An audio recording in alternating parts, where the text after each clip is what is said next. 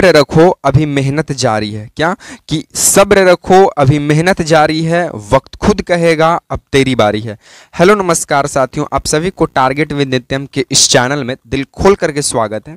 जैसे में आपको लगातार पता चल रहा है कि टारगेट विद नित्यम चैनल से जीके जीएस का सीरीज दिया जाता है जो सभी परीक्षाओं के लिए महत्वपूर्ण है। आप जिस भी एग्जाम की तैयारी कर रहे हो, बीपीएससी हो, चाहे बीपीएससी शिक्षक भर्ती हो, चाहे बिहार पुलिस हो, चाहे बिहार दरोगा हो, चाहे बिहार एसएससी हो, चाहे एसएससी हो, चाहे रेलवे हो, चाहे बैंक हो या फिर डिफेंस हो, भारत में आयोजित होने वाली तमाम विभिन्न परीक्षाएं जिसमें आपसे जीके जीएस से संबंधित सवाल पूछे जाते हैं, उन सभी परीक्षाओं के लिए यह रामबाण वीडियो साबित होगा।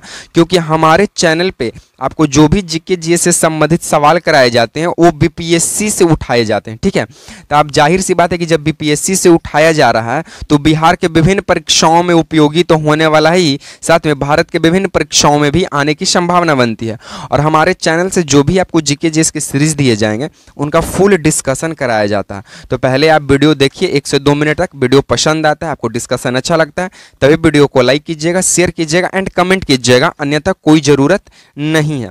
तो चलिए आपकी ज़्यादा समय की बर्बादी नहीं करेंगे। हम सबसे पहला सवाल से शुरुआत करने से पहले हम आपको बता देते हैं क्या कि ये लूसेंट के यहाँ पे जो हम लिए हैं जो सवाल आज, वो लूसेंट के टॉप जीके जीएस के प्रश्न हैं जो बीपीएससी आपसे पूछ चुका है। कौन सी संस्था पूछ चुकी है? बीपीएससी। ठीक है, जो प्रीवियस ईयर में पूछा हुआ सवाल है उन्हीं सवालों को हम लेकर यहाँ पे आए हैं। तो चलिए आपकी ज्यादा समय की बर्बादी हम, बिहार का कालिदास किसे कहा जाता है? Option A Rajendra Prasad, option B Bhikhari Thakur, option C Jayaprakash Narayan, option D doctor Rajendra Prasad. आपको बता दें कि बिहार का कालिदास कहे जाते हैं भिखारी ठाकुर। ठीक है, भिखारी ठाकुर को बिहार का कालिदास इसलिए कहा जाता है, इन्हें भोजपुरी का, किस चीज का? भोजपुरी का शेक्सपियर कहा जाता है। भोजपुरी का शेक्सपियर कहा जाता है। भोजपुरी का क्या है? शेक्सपियर या भोजपुरी का जनक माने जाते हैं, भोजपुरी नाट्य के जनक माने जाते हैं। और बिहार में प्रमुख एक डांस है जिसे विदेशिया डांस कहते हैं। विदेशिया एक है लौंडा डांस, तो विदेशिया डांस के जनक भी कौन है? भिखारी ठाकुर है। इन्हीं लिए इन्हें भिखारी ठाकुर को बिहार का कालिदास के रूप में जाना जाता है। बाकी जयप्रकाश नारायण की बात करें तो इन्हें लोक नायक कहा जाता है। जयप्रकाश नारायण को लोक नायक कहा जाता है। जयप्रकाश नारायण को क्या कहा जाता है? लोक नायक। और इन्हें संपूर्ण क्रांति के जनक माने जाते हैं। ये कौन से क्रांति के? संपूर्ण क्रांति के जनक माने जाते हैं। डॉक्टर राजेंद्र प्रसाद की बात करें तो बिहार में डॉक्टर राजेंद्र प्रसाद को राजेंद्र बाबू के नाम से जाना जाता है। कौन से? राजेंद्र बाबू के नाम से, जिनका जन्म जो है सिवान के जीरादेई में होता है। बाकी राजप्रसाद की बात करें तो ये राजप्रसाद कोई व्यक्ति का नाम नहीं है, ये चंद्रगुप्त मौर्य का महल का नाम है। ठीक है, चंद्रगुप्त मौर्य का महल का नाम क्या है? राजप्रसाद, जो कि पटना के कुम्हरार में जो है स्थित है, कुम्हरार में स्थित है। ठीक है, तो इतना चीज से आप यहां से इतना ध्यान रखिएगा। चलिए नेक्स्ट आपको क्या बोल रहा है कि मैथिली भाषा को भारतीय संविधान के 8वीं अनुसूची में किस वर्ष सम्मिलित किया गया? ऑप्शन ए 2003 में, ऑप्शन बी 2005 में, ऑप्शन सी 2015 में, ऑप्शन डी 2004 में। तो मैथिली भाषा को भारतीय संविधान के 8वां अनुसूची में 2003 में शामिल किया गया। कब शामिल किया गया? 2003 में। 2003 में भारत में मैथिली भाषा को तो 8वीं अनुसूची में जोड़ा ही गया, साथ में आपको याद रखना है क्या क्या? तो आपको 3 भाषा और याद रखना है। बोडो, ठीक है, बोडो हो गया, मैथिली हो गया, बोडो मैथिली, संथाली, कौन सा? संथाली, बोडो मैथिली, संथाली और डोगरी। और कौन सा? डोगरी। तो 4 भाषा बोडो, मैथिली, संथाली, डोगरी को 2003 के तहत 8वीं अनुसूची में शामिल किया गया है। और आपसे मैथिली का भी पूछेगा तो 2003, बोडो का पूछेगा 2003, क्योंकि 2003 में 8वीं अनुसूची में 4 भाषा जोड़ गया, बोडो, मैथिली, संथाली, डोगरी। बिहार का एक प्रमुख जो शामिल है वो है मैथिली। ठीक है, अगर हम लोग इसको, आप इस डाटा को अगर लिखना चाहें तो लिख लीजिए, इसको हम इरेज करेंगे। ये लीजिए, अगर देखिए, अगर हम लोग बिहार का कुछ मानचित्र की अगर हम लोग बात करें तो कुछ बिहार का इस प्रकार का मानचित्र है। तो बिहार में अगर हम लोग देखें सर, तो बिहार में जो ये जो नीचे वाला इलाका है यहाँ मगही बोला जाता है। क्या बोला जाता है? मगही।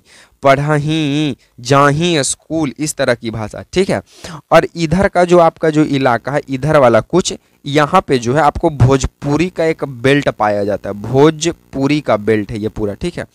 और बिहार का सर्वाधिक बोली जाने वाली भाषा ये पूरा क्षेत्र में जो है आपको मैथिली मिलेगा, खाइछी पियछी पढ़छी ई वाला भाषा, ठीक है। तब मैथिली भाषा है ये, ठीक है।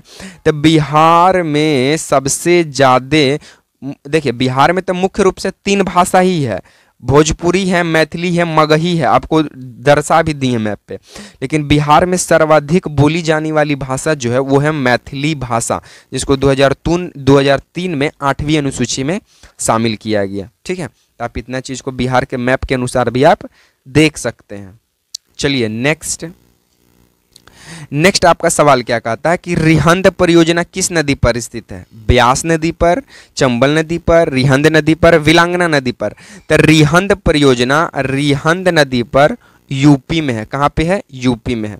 चंबल नदी पर क्या है सर? तो चंबल नदी पर आप याद रखिए, ये चंबल नदी पर कौन सा है? तो जवाहर सागर के नाम सुने होंगे, या गांधी सागर के नाम सुने हैं। तो गांधी सागर जो परियोजना है वो यहीं है। गांधी सागर परियोजना कहाँ है?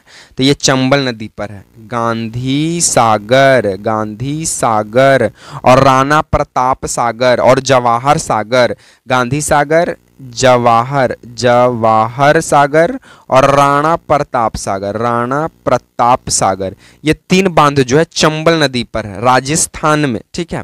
चलिए ब्यास नदी पर क्या है? तो ब्यास नदी पर मंडी परियोजना है। ब्यास नदी पर कौन सी परियोजना? मंडी परियोजना। ये किस नदी पर? व्यास नदी पर। और पुंग परियोजना भी व्यास नदी पर। मंडी परियोजना हिमाचल प्रदेश में है। मंडी परियोजना का हिमाचल प्रदेश में।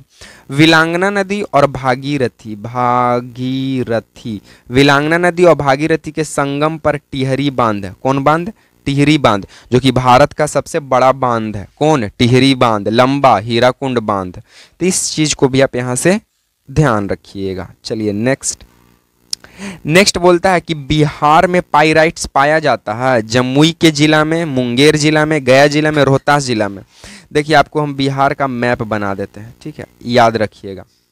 मैप पे तनी उल्टा बन गया जी, सीधा मैप बना देते हैं।